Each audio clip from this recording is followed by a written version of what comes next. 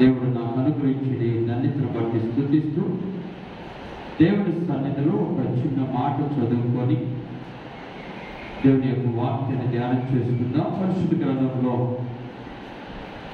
యాకోబు రాసిన పత్రిక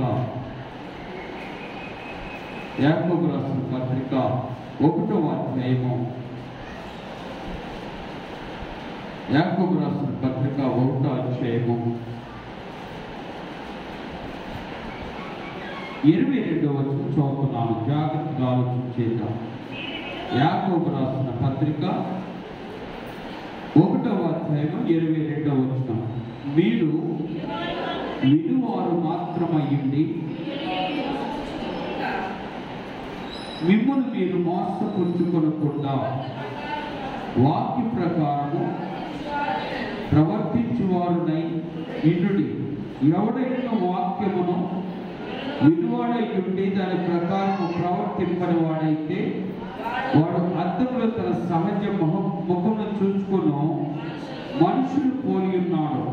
వాడు తను చూసుకొని అవతలికి పోయి తను ఎట్టివాడో వెంటనే మర్చిపోవును కదా. దేవుని స్తోత్రాలు. చిన్న ప్రార్థన చేస్తున్నాం. పరిశుద్ధుడైన తండ్రి, ప్రేమ కలిగిన దేవా, మహోన్నతుడా, నీ బంగారు పదాలకు స్తోత్రాలు స్తుతులు చెల్లిస్తున్నా. నాతో మాతో మాట్లాడే దేవుడు అయ్యా, నువ్వు మాట్లాడితే మా జీవితాలు దీవించబడతాయి. నువ్వు మాట్లాడితే మా జీవితాలు సరిదిద్దబడతాయి. నీవు మాట్లాడితే మా జీవితాలు పురుకొల్పబడతాయి. నువ్వు మాట్లాడితే మా జీవితాలు అయా నిత్య రాజ్యములకు, అలాగే ప్రభువైన మనోహరమైన పట్టణమునకు, పరలోక పట్టణమునకు ప్రభువా వారసులు కాగలుగుతాం. కనుక ఈ ఉదయకాల సమయంలో మీరు మాతో మాట్లాడి మహిమాగంత ప్రభావం పొందుకోమని యేసు నామమున ప్రార్థించి వేడుకుంటున్నాను పరమ తండ్రి. ఆమేన్. హల్లెలూయా, హల్లెలూయా. ఉదయకాల సమయంలో మీకు ఒక వ్యక్తిని పరిచయం చేయాలని ఆశపడుతున్నాం. జాగ్రత్తగా ఆలోచించేద్దాం.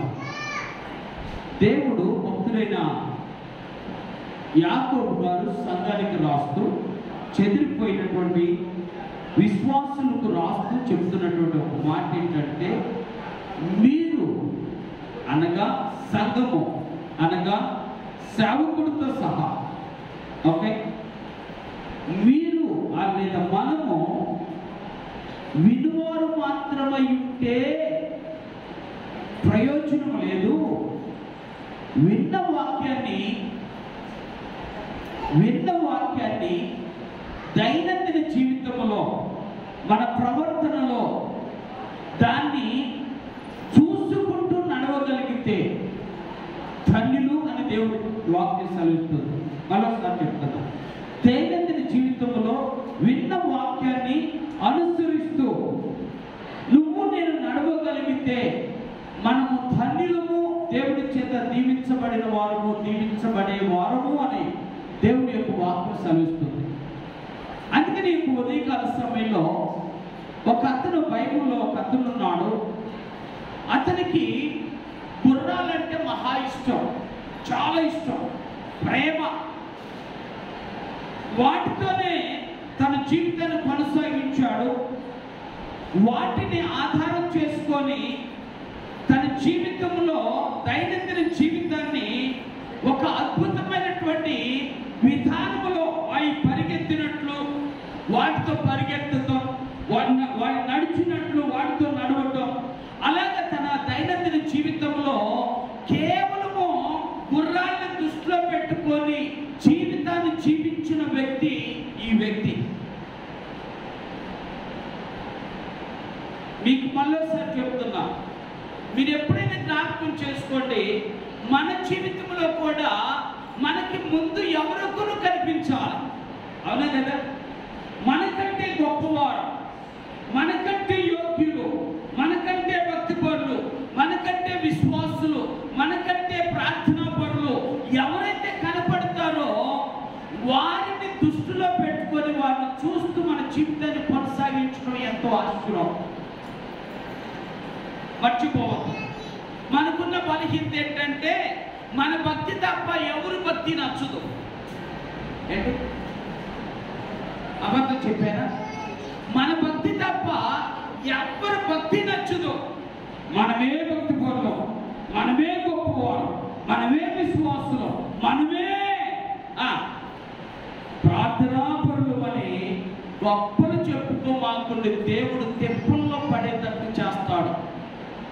గొప్పల అవసరంలే. దేవుని ఎదుట నువ్వు ఎలా ఉన్నామో ఒకవేళ నీ పక్కనున్న వారికి తెలియకపోవచ్చు, నీకు తెలియకపోవచ్చు. దేవుని యొక్క వాక్యాన్ని నువ్వు అనుసరిస్తున్నావో లేదో నువ్వు గ్రహించకపోవచ్చు. కానీ నిన్ను సృజించిన సృష్టికర్త నీ గురించి బాగా తెలుసు, మర్చిపో. నిన్ను ఏర్పాటు చేసుకున్న దేవుడు నీ గురించి బాగా తెలుసు. ఆయన ఎదుట నువ్వు దాచలేవు, ఆయన ఎదుట నువ్వు ఏమాత్రము కూడా దాగి ఉండలేవు.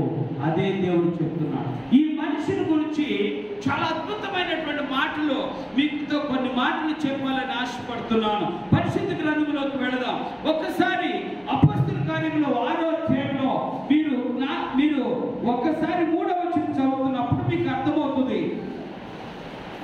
అపొస్తలుల కార్యములు 6వ అధ్యాయము 3వ వచనం. కాబట్టి సహోదరులారా, ఆత్మతోను జ్ఞానముతోను నిండుకొని మంచి పేరు పొందిన 7 మనుషులను మీరు ఏర్పరచుకోండి. మేము వారిని ఈ పనికి నియమిత్తము. అయితే మేము ప్రార్థన యందును వాక్య పరిచర్య యందును ఎడతెగక ఇందుమని చెప్పి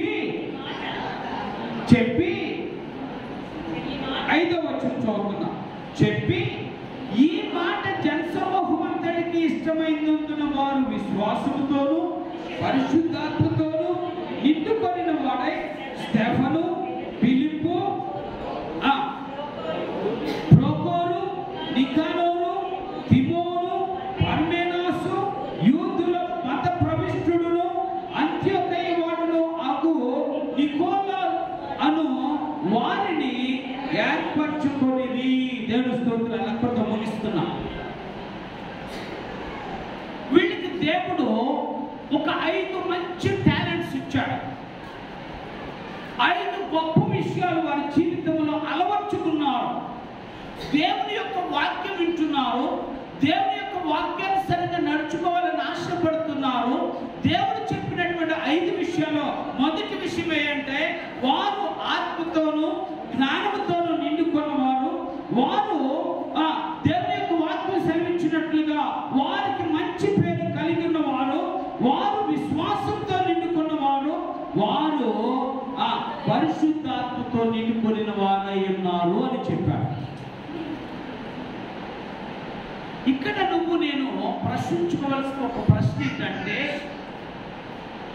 నీవు నేను ఏటితో నింపబడ్డామో అదే నీ నోటి ద్వారా పలకబడుతుంది. అర్థమవుతుందా? నువ్వు దేనితో నింపబడతావో, బూతులతోనా? తప్పనిసరిగా నీ నోటి నుండి బూతులే వస్తాయి. ఒకవేళ నువ్వు నీ జీవితంలో మాటలతో నింపబడ్డావా, మనుషులు మభ్యపెట్టే మాటలతో నింపబడ్డావా, అవే నీ నోట్ల నుంచి బయటకు వస్తాయి. నేను చెప్పిన మాట కాదు, యేసు చెప్పాడు. హృదయం దేనితో నింపబడుతుందో అదే నోటి ద్వారా మాట్లాడబడుతుంది అన్నా. కాదంటారా? అర్థమవుతుందా? అందుకనే ఈ గొప్ప భక్తుడు ఇంత మంచి పేరు ప్రఖ్యాతులు కలిగిన వాడు, ఇంతగా దేవుని కొరకు దేవుని యొక్క వాక్యమని దేవుని కొరకు వాడబడాలని ఆశపడిన వాడు, దేవుని సన్నిధిలో గడిపిన వాడు, పరిశుద్ధాత్మతో నిండుకొనిన వాడు, దైవ జ్ఞానముతో నింపబడిన వాడు, దేవుని యొక్క సన్నిధిలో కాకుండా బయట కూడా మంచి పేరు ప్రఖ్యాతులు అనగా మంచి సాక్ష్యము పొందిన వాడిని దేవుడు ఏర్పాటు చేసుకున్నాడు. నేను ఒక మాట చెప్తా, ఇంత గొప్ప విధానం ఉన్నా, ఇంత గొప్ప లక్షణం ఉన్నా వారు దేనికి నిమిత్తం ఏర్పరచబడ్డారు అంటే కేవలము ప్రభురాత్రి భోజనం పంచడానికి మాత్రమే ఏర్పరచబడ్డారు. చూడ ఇదేనికి ఏర్పరచబడ్డారు? ప్రభురాత్రి భోజనం ఎవరు పంచుతారు? చెప్పండి, ఎవరు పంచుతారు? మనలో ఉన్న విశ్వాసులను దేవుడు ఏర్పరచుకుని విశ్వాసులను పిలిచి పాస్టర్ గారు పిలిచి వాళ్ళకి అప్పగిస్తాడు ఈ పనిని. ఏ పనిని? కొంతమంది అతిగా మాట్లాడేవారు, అతిగా చేసేవారు ఏమని చెప్తారో చెప్పనా? ఏంటయ్య గారు వాళ్ళకి ప్రభురాత్రి భోజనం పంచమని ఇచ్చారేంటి అంట. ఏంటి?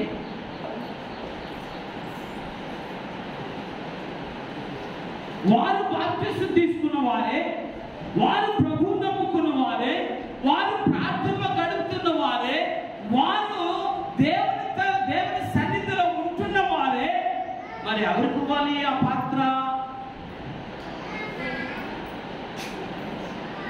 వీళ్ళకి ఇవ్వడం వల్ల నీకేం ప్రాబ్లము?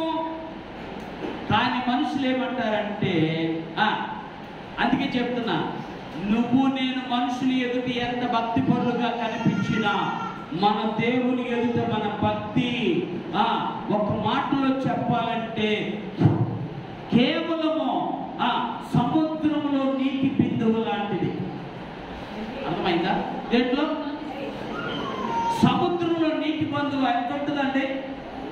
అంతే ఉంది. అయినా దేవుడు నీ పట్ల కృప చూపుతున్నాడు. దేవునికి మహిమ కలుగుతుంది. అయినా నిన్ను ప్రేమిస్తున్నాడు నా దేవుడు. అయినా నీ పట్ల కృప చూపుతున్నాడు నా దేవుడు. అయినా నిన్ను గురించి ఆలోచిస్తున్నాడు నా దేవుడు. నీ పైన దృష్టి పెట్టాడు నా దేవుడు. నీ యొక్క ఆలోచన అనుసారంగా నడుచుకుంటావని ఆశతో ఎదురు చూస్తున్నాడు. దేవుడి వాక్యానుసారంగా నడుచుకున్నవాడు ధన్యుడు అని చెప్తున్నాడు. ధన్యుడు అని చెప్తున్నాడు. ఆయన పేరు ఫిలిప్పు. ఎవరి పేరు? మీరు అనుకున్నారు ఈయన స్టెఫెను గురించి చెప్తాడేమో, నికోదేము గురించి చెప్తాడేమో, నికోదేము గురించి చెప్తాడేమో, లేకపోతే ఇంకా ఎవరి గురించి చెప్తాడో అని మీరు అనుకున్నారు. నేను మాట్లాడుతుంది ఫిలిప్పుని గురించి మాట్లాడుతున్నా.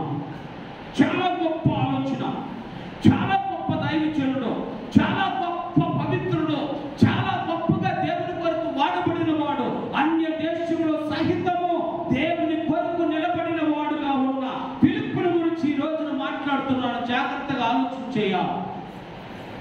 ఆయన గురించి నేను 3 లేదా 4 మాటలు చెప్పి ముగిస్తాను. మొదటి మాట, పరిశుద్ధ గ్రంథంలోకి ఒక్కసారి మిమ్మల్ని తీసుకెళ్ళి దేవుని యొక్క పని నిమిత్తం ఏర్పరచబడిన ఈ మహానుభావుని యొక్క చరిత్రను మీకు తెలియచేయాలని ఆశపడుతున్నాను. ఒక్కసారి మీరు కనుక మనం చదివినటువంటి వచ్చిన భాగంలోనే 3వ వచనాన్ని మరొకసారి మీకు జ్ఞాపకం చేస్తాను.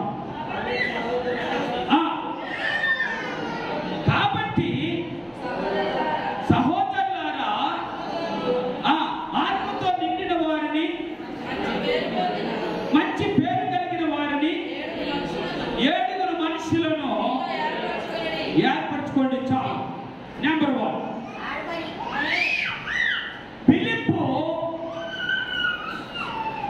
ఫిలిప్పు దేవుని బిడ్డ, దేవుని రక్షణ పొందినవాడు, దేవుని యొక్క సన్నిధిలో గడుపుతున్నవాడు, వాక్యమును జాగ్రత్తగా వింటున్నవాడు,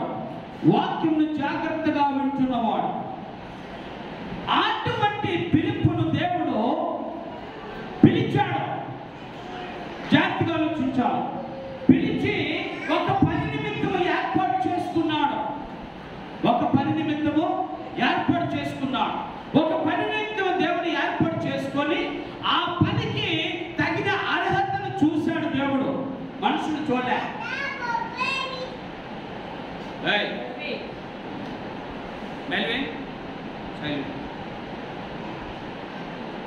అక్కడే కూర్చో. దిగితే ఇద్దరికి తప్పుతాడు.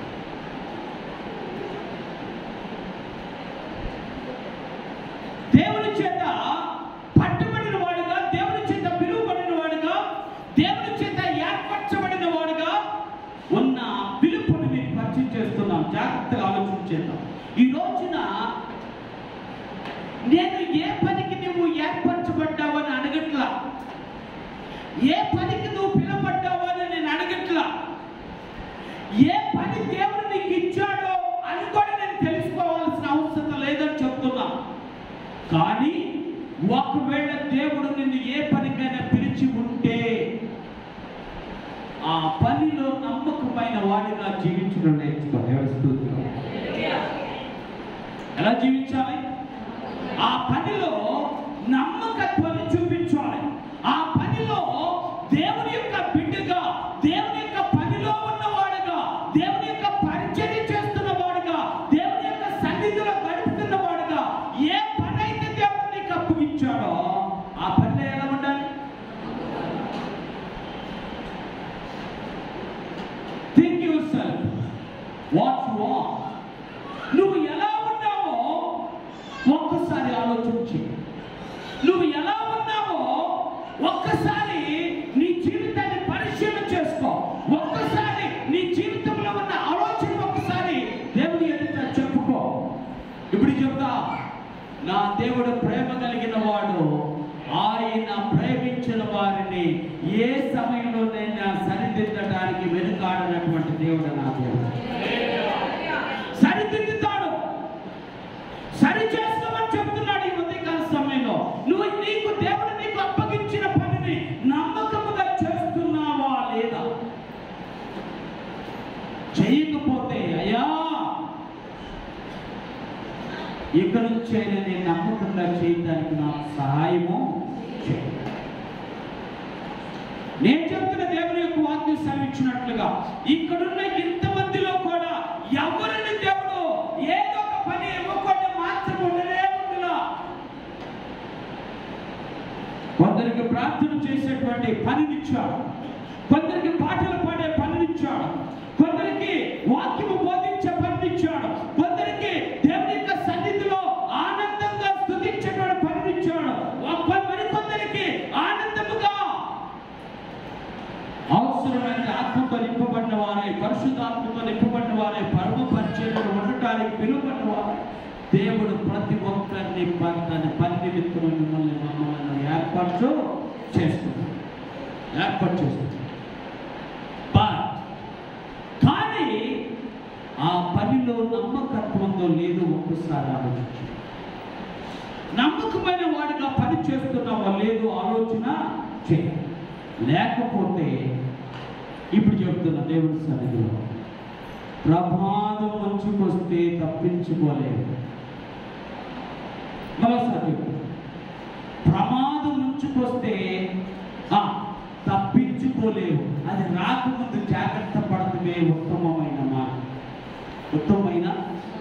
అందుకే నీకు ఉదయకాల సమయంలో పిలుపు దేవునికి నమ్మకమైన దాసుడు, దేవునికి నమ్మకమైన సేవకుడు. పిలుపు దేవునికి నమ్మకమైన ప్రభు యొక్క బిడ్డగా కొనసాగుతున్నాడు. పిలుపు దేవునికి నమ్మకమైనటువంటి వాడుగా దేవుని యొక్క పరిచర్య భాగముగా ఉంటూ దేవుని ఎదుట నమ్మకమైన బలానమ్మకమైన మంచి దాసుడా అని పిలిపించుకున్నాడు. నీకు ఆ పేరు కలుగును కాక. మనకి దేవుడు అట్లాంటి పేరు, అట్లాంటి సాక్ష్యము దేవుని ఎదుట మనము పొందుకుందుము కాక. పరిశుద్ధాత్ముడే, ఆ పరిశుద్ధాత్మ దేవుడే నీకు అలాంటి సాక్ష్యమును అనుగ్రహించును కాక. అలా జరగకపోతే మన భక్తి వ్యర్థమైపోతుందేమో, మన ప్రార్థన జీవితం వ్యర్థమైపోతుందేమో. నువ్వు నడిచినటువంటి ఇంతవరకు నడిచిన దేవుని సన్నిధికి నువ్వు నడిచినటువంటి ఆ విధానం యొక్క ప్రతిఫలము నువ్వు పొందుకోలేవేమో. ఒక్కసారి చేతులెత్తి చెప్తున్నా, you are called to be faithful in the sight of the lord.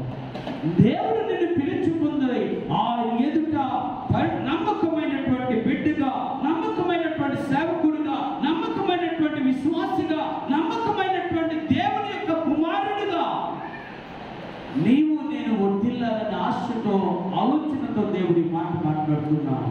పిలుపుని గురించి నేర్చుకున్న మొదటి మాట ఏమిటంటే నమ్మకమైన సేవకుడు. ఏంటంటే నమ్మకమైన సేవకుడు. రెండో మాట కూడా చెప్తాను. అక్కడ ఒక చిన్న వచనాన్ని మీకు చదివి వినిపిస్తే బాగుంటుంది అనిపించింది.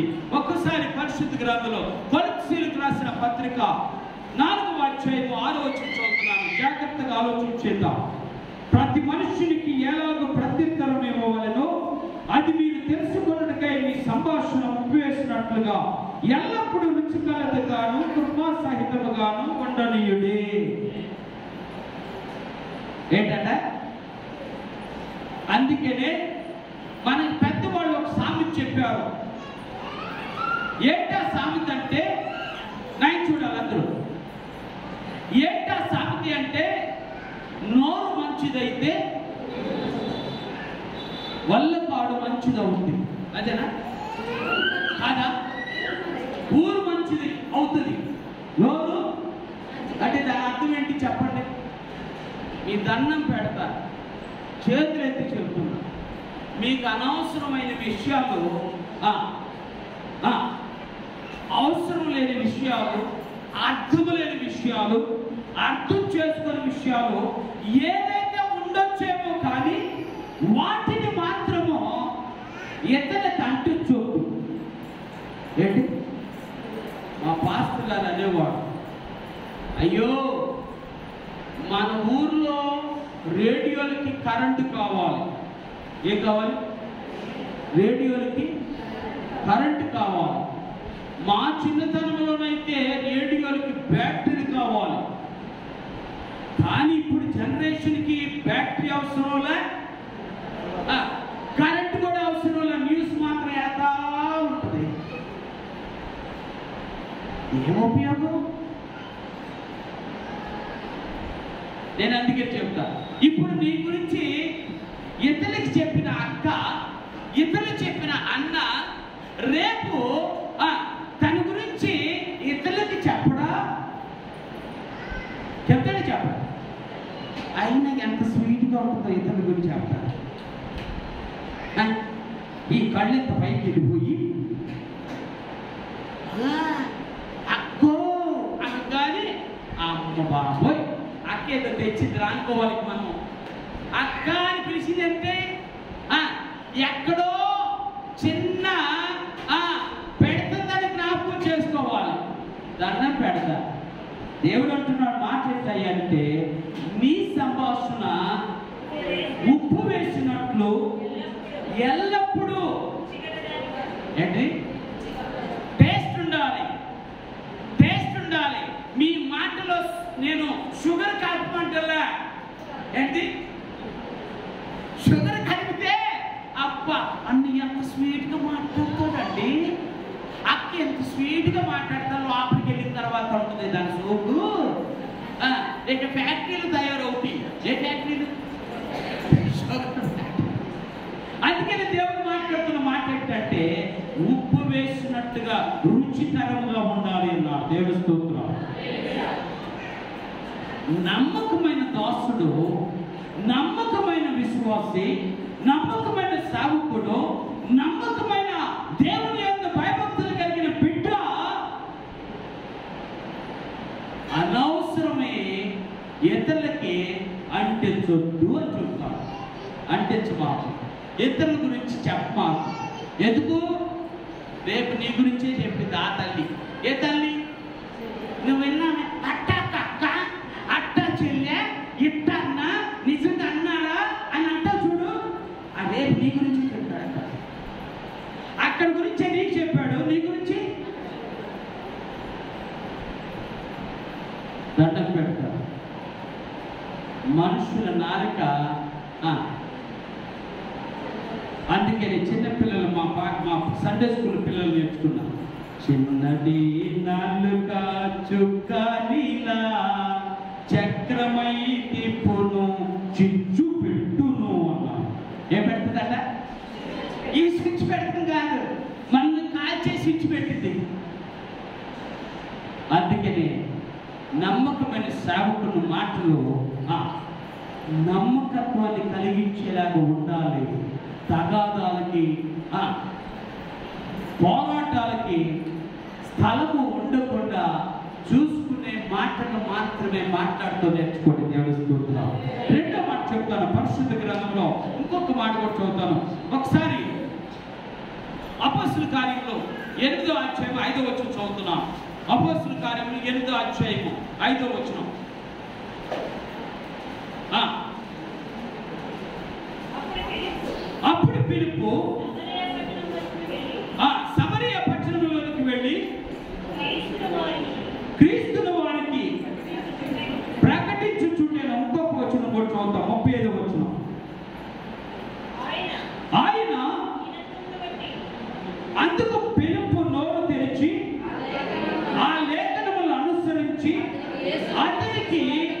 యేసును గూర్చి సువార్తను ప్రకటించిన దేవుని స్తోత్రం. ఇప్పుడు చెబుతా మీకు అర్థమవుతుంది. దేవుడు పిలుపుని ఏర్పరచుకున్నాడు. దేవుడు దృష్టిలో పిలుపు నమ్మకమైన సేవకుడు అనిపించుకున్నాడు. దేవుడు పిలుపుని తన కాని దేశంలోనికి ప్రవేశించేలాగా చేశాడు. పిలుపు, ఇదిగో నీ పక్కన ఉన్నటువంటి నీ ప్రజలు నాకు చూసావా, నీ ప్రజలైన సమరయుల దగ్గరికి నీ సువార్తకు వెళ్ళు అని చెప్పి దేవుడు శిష్యుల ద్వారా సమరయ ప్రాంతానికి పిలుపును పంపించాడు. జాగ్రత్తగా పిలుపును పంపిస్తే పిలుపు కేవలము దేవుని గురించే మాట్లాడాడు. దేవుని స్తోత్రం. క్రీస్తుని గురించి మాట్లాడాడు. ఎవరి గురించి? 3 విషయాలు చెప్తా. క్రీస్తు నీ కోసం నా కోసం పరలోకం నుండి దిగి వచ్చిన దేవుని కుమారుడు. నెంబర్ 1. రైట్? యేసుక్రీస్తు ఎవరు? దేవుడు అయ్యుండి పరలోకము నుండి నీ కొరకు నా కొరకు భూలోకానికి దిగి వచ్చి భూలోకములో నీతో నాతో కలిసి భూలోకములో నీకు నాకు దేవుడు ఒక అద్భుతమైనటువంటి స్వస్థతను కలుగు చేసి అనేక మందిని బాగు చేసి అనేక మంది కొరకు నిలిచిన వాడుగా ఉన్నాడు. 2వ మాట చెప్తా. యేసుక్రీస్తు నీ కొరకు నా కొరకు చనిపోయిన వాడుగా ఉన్నాడు. ఏంటంటే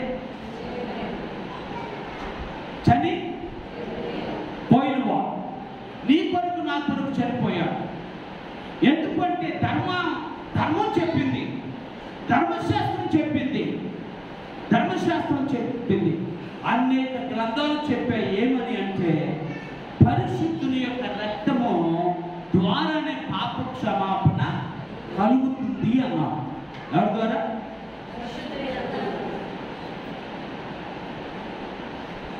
ఎవరు పరిశుద్ధులు అంటే ఈ భూలోకంలో ఎవరు పరిశుద్ధులు కాలేదు, ఎవరు పరిశుద్ధులుగా జీవించలేరు. అందుకని యేసుక్రీస్తు సవాళ్ళు ఇచ్చి కాళ్ళు ఎగరేసి నాలో పాపం ఉందని చూపించిన యెడల ఏ శిక్షకైనా నేను సిద్ధము అన్నాడు. అలా రాళ్ళతో కొట్టండి. దేని నిమిత్తం? నాలో పాపం ఉంటే నన్ను రాళ్ళతో కొట్టండి. మీలో పాపం ఉంటే ఈ మనిషిని రాళ్ళతో కొట్టండి. అందరూ వెళ్ళిపోయారు కదా. పాపము లేని వాడు లోకములో జీవించిన ఒకే ఒక వ్యక్తి యేసుక్రీస్తు. అందుకే ఆయన చావు కూడా శాపంగా మారలా. ఆయన చావు నీకు నాకు ఆశీర్వాదకరంగా మార్చబడదు. అంతేనా? అంటే యేసుక్రీస్తు పరలోకం నుండి భూమి మీదకి దిగి వచ్చి నీ కొరకు నా కొరకు ప్రాణం పెట్టిన మహా గొప్ప దేవుని కుమారుడు యేసుక్రీస్తు. అక్కడితో ఆగిపోవాలి. ఆయన అక్కడితో ఆగిపోవాలి. చెప్పిన లేఖనాల ప్రకారం 3వ రోజున తిరిగి లేచాడు, పరలోకమునికి వెళ్ళాడు. పరలోకము నుండి ప్రభువు మరలా తిరిగి మన కోసం రాబోతున్నాడు. దేవుని స్తోత్రం. Preach, he is coming. Preach who is coming. Preach who has died for your sin. అనేది పిలుపుకి తెలిసిన సత్యం. ఎవరు నా కోసం ప్రాణం పెట్టారు, ఎవరు నా కోసం తిరిగి రాబోతున్నారు, ఎవరు నా కోసం వచ్చారు, ఇదే సువార్తను ప్రకటించాడు పిలుపు. అందుకని చెప్తున్నా, క్రీస్తును మాత్రమే ప్రకటించండి. ఎవరిని? ఎవరు వద్దిక? ఎవరు వద్దు? నువ్వు మాట్లాడే ప్రతి మాటలో, ప్రతి ఒక్క సెంటెన్స్ లో ఎవరు కనపడాలి? క్రీస్తు కనపడాలి. అందుకని భక్తులైన పౌలు అంటాడు, భక్తులైన పౌలు, నేను సిలువ వేయబడిన క్రీస్తును తప్ప మరొకటి నేను ఎరుగను మీ మధ్య అన్నాడు. ఎవరి గురించి మాట్లాడుతున్నాడు? సిలువ వేయబడిన క్రీస్తుని మాత్రమే ప్రకటిస్తున్నాం. ఇంగ్లీష్లో అంటాడు, నేను స్వార్థను ప్రకటించకపోయిన ఎడల నాకు శ్రమ. Woe to me if I don't preach the gospel of Christ అన్నాడు. క్రీస్తుని సువార్తను ప్రకటించకపోతే నాకు శ్రమ అన్నాడు. ఎవరు ప్రకటించాలి ఈరోజు? ఎలా ప్రకటించాలి? బైబిల్లో చెప్పిన మాట ఏంటంటే, be the doers of his word. వాక్యమును విన్నవారుగా కాకుండా వాక్యమును అనుసరించేవారుగా ఉంటే క్రీస్తుని నువ్వు ప్రకటించినప్పుడు. ఎవరిని? క్రీస్తుని నువ్వే చెప్పక్కర్లా. నువ్వు వెళుతూ ఉంటే క్రీస్తు ప్రకటించబడుతూ ఉంటాడు. నువ్వు నోరు కూడా తెరవక్కర్లా. నువ్వు మాట్లాడుతుంటే ఏ మాట్లాడితే మాట్లాడు, క్రీస్తుని గురించి చెప్పకపోయినా వాళ్ళు ఏమంటారు తెలుసా? అమ్మా నువ్వు ప్రభు నమ్ముకున్నావా? అయ్యా నువ్వు ప్రభు నమ్ముకున్నావా అంటావు. మనమైతే ఏం చెప్తాం?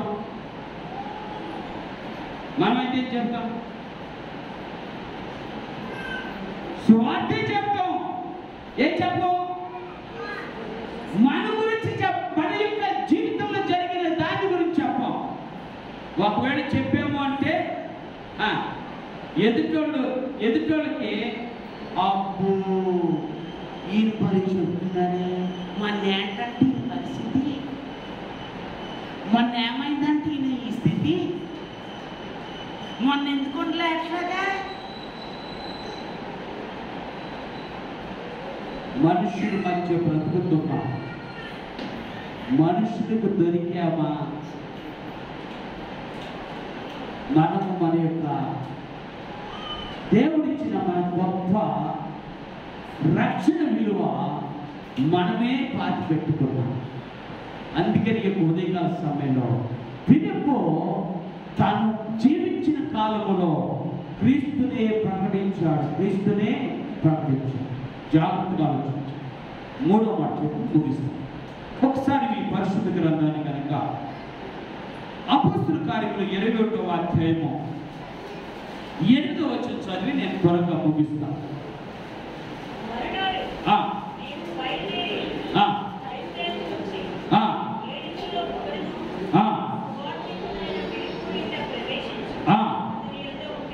అతను యుద్ధ ఉంటివి కన్యకలుగా ఉన్న ఆయన కుమార్తెలు అతని గుండెని వారు ప్రవచించువారు. జాగ్రత్తగా ఆలోచిస్తారు. ఫిలిప్పు మూడో పని, మొదటి పని నమ్మకంగా ఉన్నాడు, రెండో పని స్వార్థను ప్రకటించాడు, మూడో పని ఏంటంటే తన కుటుంబాన్ని ప్రభువులో పెంచుకున్నాడు. ఎవరిని చెప్తా, జాగ్రత్తగా ఆలోచించాడు. దేవుడు మాట్లాడుతున్న మాట, దేవుడు సెలవిచ్చినటువంటి మాట, పరిశుద్ధాత్మ శక్తి చేత రాయబడిన మాట ఆయన చెబుతూ అంటాడు. అతని మరునాడు మేము బయలుదేరి కైసరేకు వచ్చి 7గురిలో ఒకరును స్వార్థికుడైన ఫిలిప్పు ఇంట ప్రవేశించి అతని యొద్ద ఉంటిమి. కన్యకలుగా ఉన్న 4 కుమార్తెలు అతని గుండెని వారు ప్రవచించువారు. ఓకే, జాగ్రత్తగా ఆలోచించారు. నెంబర్ 1, దేవుడు మాట్లాడుతున్న మాట ఏంటంటే వారు అనగా ఫిలిప్పు కుటుంబము సేవకులను ఆహ్వానించిన కుటుంబం. ఎవరి? మనం కూడా అంతే. సేవకులను ఆహ్వానిస్తామా? ఆహ్వానిస్తాం. వెరీ గుడ్, మంచి పని. సేవకులను ఆహ్వానించుమా. నేను అదే చెప్తా. ఎందుకంటే మీరు చెప్పకపోతే నాకు తెలియదు, మీరు పిలవకపోతే నేను రావడానికి కుదరదు. నేనేనే కాదు, ఏ సేవకుడైనా అంతే. దేవుడి సేవ ఆయనకి తెలియదంట. మా ఇంటికి వచ్చాడు ఆయన, మా మొక్క చూశాడు ఆయన మందిరానికి ఏమెళ్తావు? దండం పెట్టాలి. పిలిచి రాకపోతే తప్పు నాది.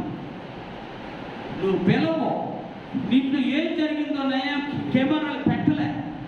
ఇంట్లో కెమెరాలు ఉన్నాయా? నేను పెట్టిన కెమెరా ఉంటే చూపించండి. పెట్టా, నాకు తెలియదు ఏం జరుగుతుందో. అయ్యా నీకు తెలియదా ఈ విషయం అంట. ఏమన్నా నేనేమన్నా దేవుణ్ణి? నీలాంటి మనిషిని కాదా? మనిషినేనా కాదా? కాకపోతే కొంచెం బైబిల్ చదువుకొని ఇక్కడ నిలబడ్డా. లేకపోతే నేను మీతో పాటు ఉండేవాడిని కాదా? ఏమన్నా కొమ్ములు లేవులేండి. ఏమన్నా పరలోకం నుండి లాకెట్ ఏమన్నా నా దగ్గర ఏమన్నా? పరలోకం నుండి ఇప్పుడు దిగొచ్చాను అంటాను. ఏమన్నా రాకెట్ ఉందా? ఏమి లేదు. నేను మీ మనిషి, మీలాంటి వాడినేగా. మరి నాకు మీరు చెప్పకపోతే ఎట్లా తెలుస్తుంది? మీరు చెప్పకపోతే ఎట్లా తెలుస్తుంది?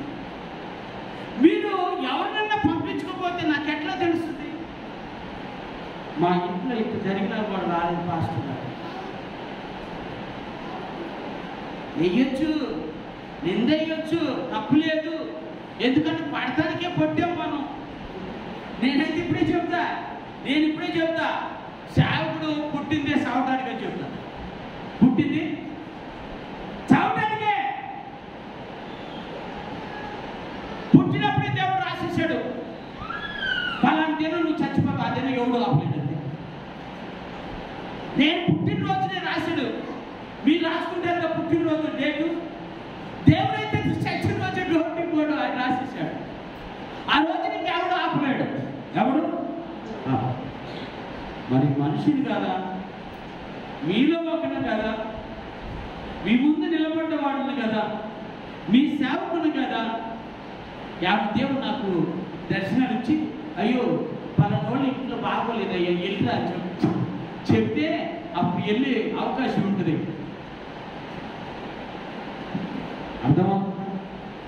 ఎందుకు ఈ విషయం చెప్తున్నానంటే, దేవుని బిడ్డలమైన మనము దేవుడు మాకు అనుగ్రహించిన గొప్ప భాగ్యం. మన బిడ్డలని మన మార్గంలో పెంచుకోవడానికి ప్రయత్నించాడు. నమ్మకమైన వాడు, మంచి సేవకుడు, భక్తులైనటువంటి ఫిలిప్పు తన కుటుంబాన్ని ఎంత అద్భుతంగా పెంచుకున్నాడంటే, ఆ కుటుంబము సేవకులను ఆహ్వానించే కుటుంబంగా చేసుకున్నాడు. మొదటిది. రెండోది అక్కడ అంటాడు, అక్కడ ఆ వచ్చిన చూద్దాం. రెండవది, ఆ కుటుంబము దేవుని యొక్క సన్నిధిలో ఎలా ఉన్నదనే విషయం గురించి చెప్పే ముందు అక్కడ అంటాడు, ఆయనకు ఎంతమంది ఉన్నారట? 4 కుమార్తెలు ఉండిరి.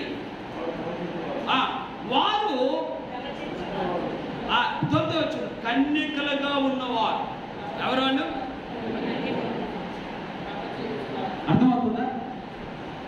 పురుషుని ఎరుగని వారుగా ఉన్నారట. ఎంత అద్భుతంగా పెంచుకుని ఉంటాడు మహానుభావుడు కదా. ఎవరు ఎరుగని వాడుగా? పురుషుని ఎరుగని వారుగా.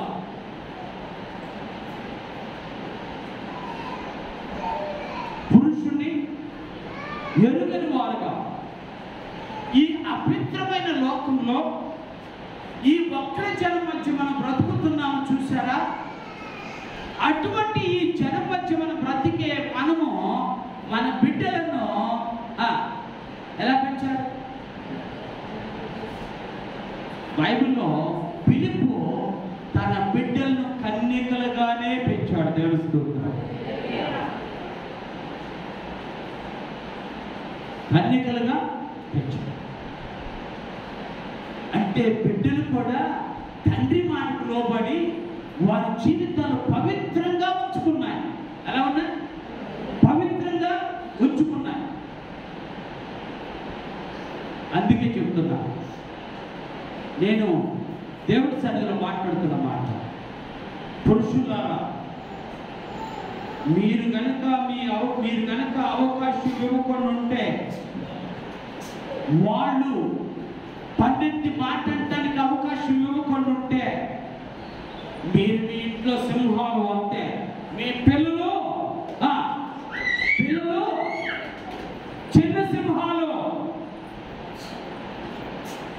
మీరు కనుక అక్కడ పిల్లుల్లాగా ఉన్నారనుకోండి, మీ పిల్లలు ఏమవుతారో తెలుసా? తెలీదా మీ సామెత?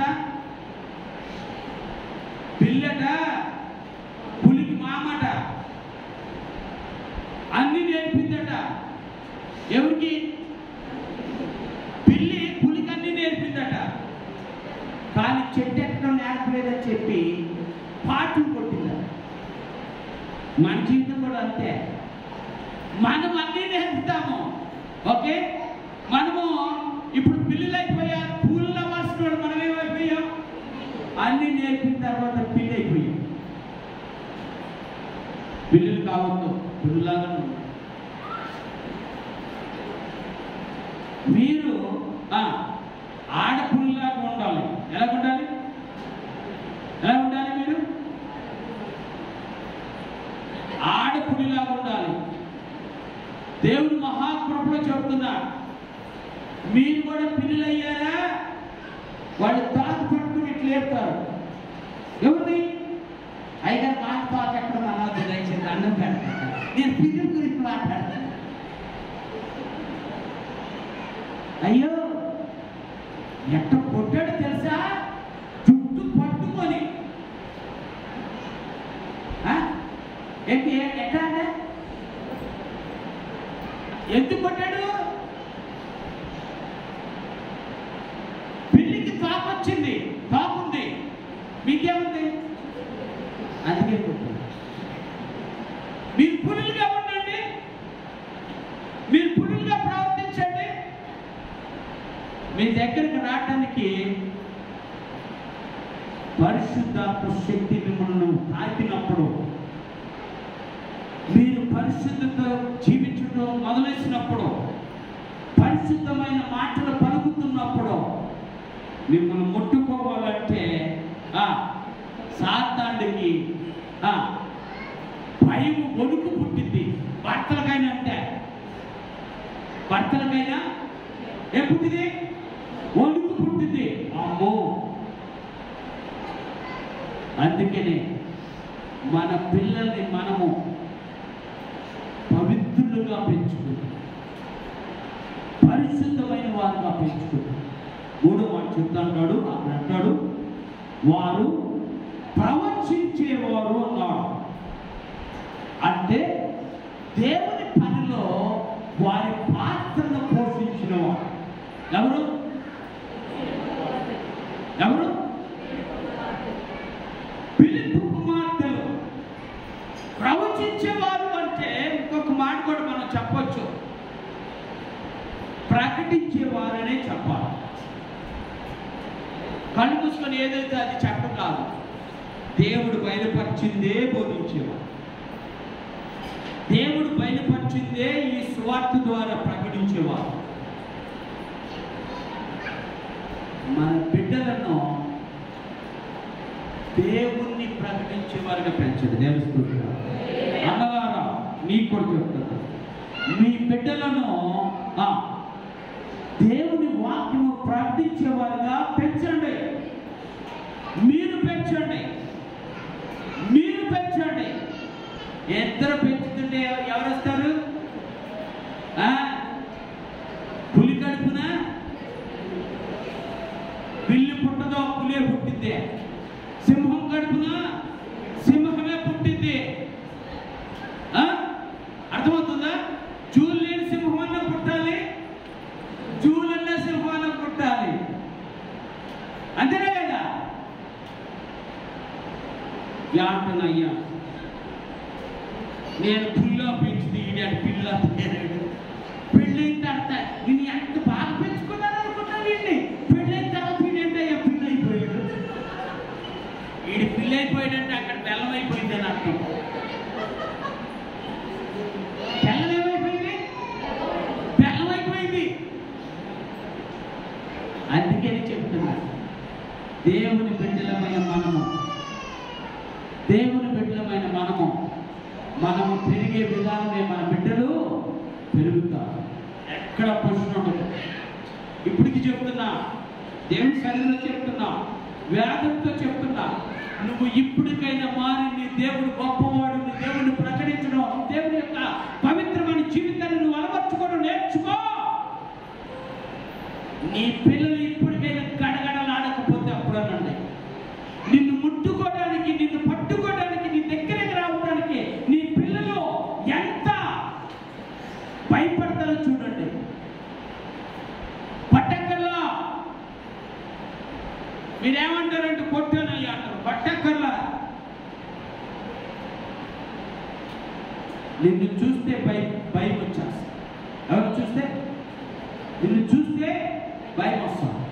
అందుకే చెప్తాను ఈ ఉదయం వస్తుంది, పిల్లల్ని దేవుని పిల్లలుగానే, పిల్లల్ని దేవుడిచ్చిన యోధా గోత్రపు సింహపు పిల్లలు అనే పెంచండి.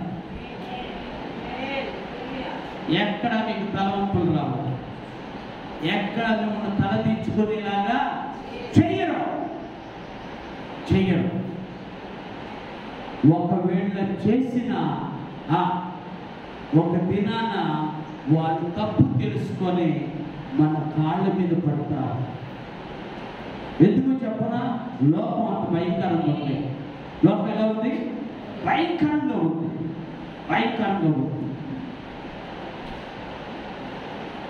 అందుకని చెప్తున్నా, ఈ భయంకరమైన లోకములో నీవు నీ కుటుంబమే దేవుని దృష్టిలో సింహపు పిల్లలు.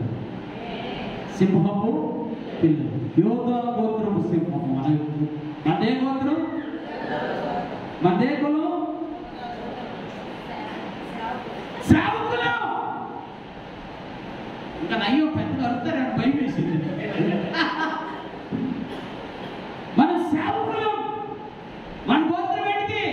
యోధా గోత్రం. మన రాశి ఏంటి? సింహరాశి. ఏ రాశి తెలీదా మీకు? సింహరాశి. నా దేవుడు గొప్ప సింహము, దానిలో నేను చిన్న సింహం. ఆమె అట్లాగే మన బిడ్డలను కూడా తయారు చేయాలి. నా ఆశ